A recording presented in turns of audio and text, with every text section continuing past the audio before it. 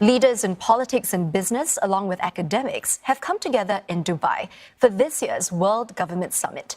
They're talking about everything from global trade to the transition to net zero emissions.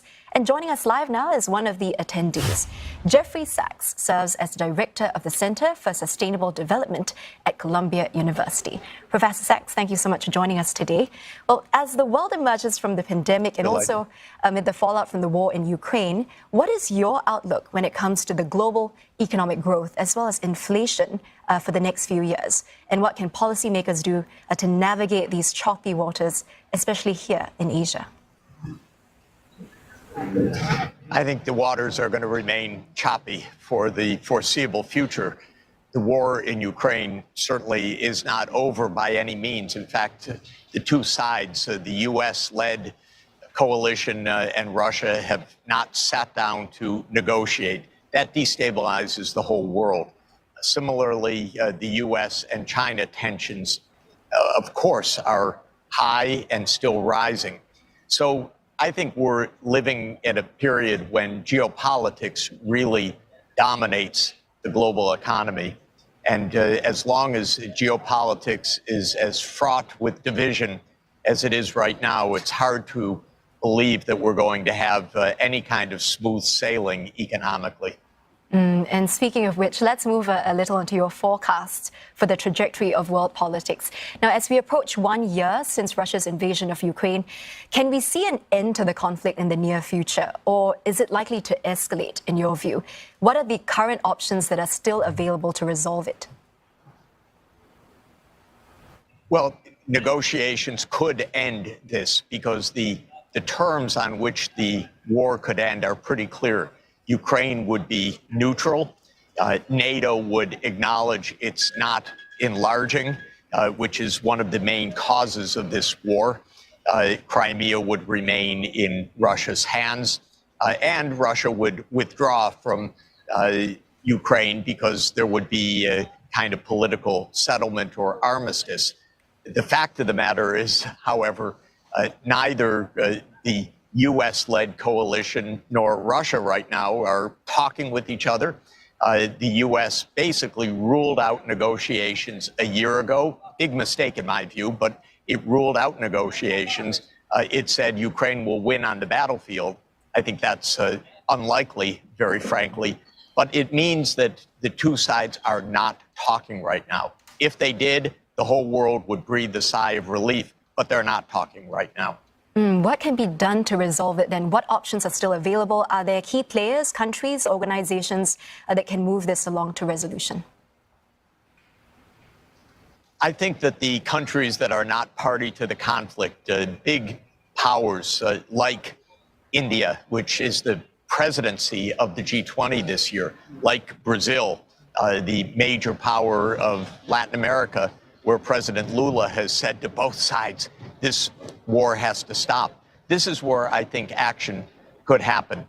If it's just NATO versus Russia, they're going to continue to escalate, causing extraordinary harm in Ukraine and damage to the whole world and great threat to the whole world. But if major powers on the outside, India, Indonesia, Brazil, China, others, that have relations with both sides, with Russia and with the West, say, stop the war because this is hurting everybody, first and foremost, Ukraine. This could make a big difference. So I'm looking for the voices of those countries not directly engaged. We've heard from the US, we've heard from the UK, we've heard from the EU, we've heard from Russia, we've heard from Ukraine, but the vast majority of the world has been on the sidelines. And I think that if those countries come forward right now, especially India as president of the G20, Brazil, Indonesia, other major countries, and say, this war is devastating for all sides. Stop. It would make a big difference. That's my own view. And moving away from the small players to the big ones, with U.S.-China tensions escalating, are we likely to see the spread of war and proxy conflicts? Can we see that intensifying? Are the U.S. and China on the path to eventually coming to blows in Asia, for example, in Taiwan, in the South China Sea? It's very dangerous right now. And we should understand that Ukraine was dangerous for many years before full-scale war broke out. We should look at Ukraine as a warning sign, a bright red warning sign. I personally feel the United States has pushed very hard on China, for example, on these unilateral trade measures and sanctions measures and technology measures and forming new military alliances in Asia. None of it has been constructive. And I think that we need constructive approaches right now to stop the two giants from continuing on this very dangerous collision course. Take Ukraine as a warning sign.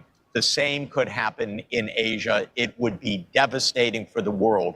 We need China and the United States to be talking with each other, to be negotiating with each other, to be in dialogue with each other. It's not happening right now. And what role then does Southeast Asia play in that dialogue, in global geopolitics? How can countries here navigate those relations with the two big powers, US and China? This is a very good question, because the US approach always is either you're with us or against us. So it talks to every member of ASEAN and says, you're on our side. And of course, every country in ASEAN has and needs relations, very strong relations, economically, financially, technologically, ecologically with China, as well as wanting relations with the United States. And nobody should be forced to choose sides. So I hope that ASEAN as a group could say to the United States and say to China, don't make us choose. If we have to choose, we choose. We want decent relations with both sides. We don't want to choose. It's very dangerous. And this is why geopolitical conflicts among major powers, whether it's the US and Russia or the US and China, is extremely dangerous for everybody else. But why the rest of the world has to say very clearly, we don't want to be pulled into your brawls. Better yet, stop the brawling, because two main powers should be able to cooperate with each other and avoid conflict. And Professor, I want to move now into Asia's role as well in that transition to sustainable development. That's vital not only for Asia's future, but also for the rest of the world. In your view, what are some of the major challenges when it comes to making this shift in sustainability in this region? And how can the governments here overcome them? Well, of course, I think it always goes without saying, but probably always needs to be said.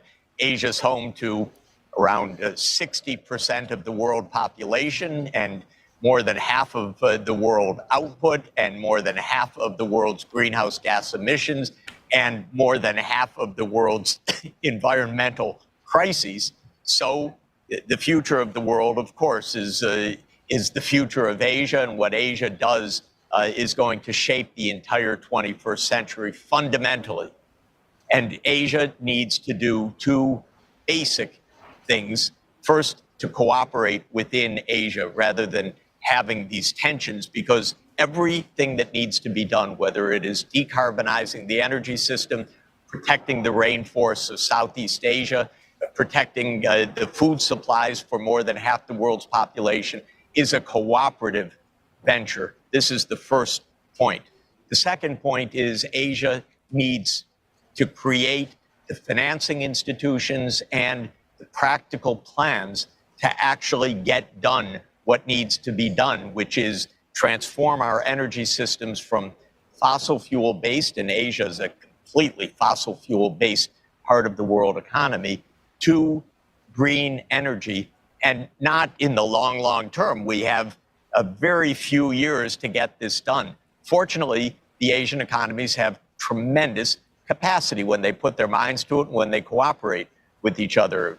Who had the fastest economic transformation in world history? China. China can do a great deal cooperatively. Which country is the fastest growing large economy in the world? It's India. So if India and China cooperate, if ASEAN is part of that cooperation, if groups like RCEP, the Regional Comprehensive Economic Partnership, which means ASEAN plus China, Japan, Korea, Australia, New Zealand work together, these problems can be solved.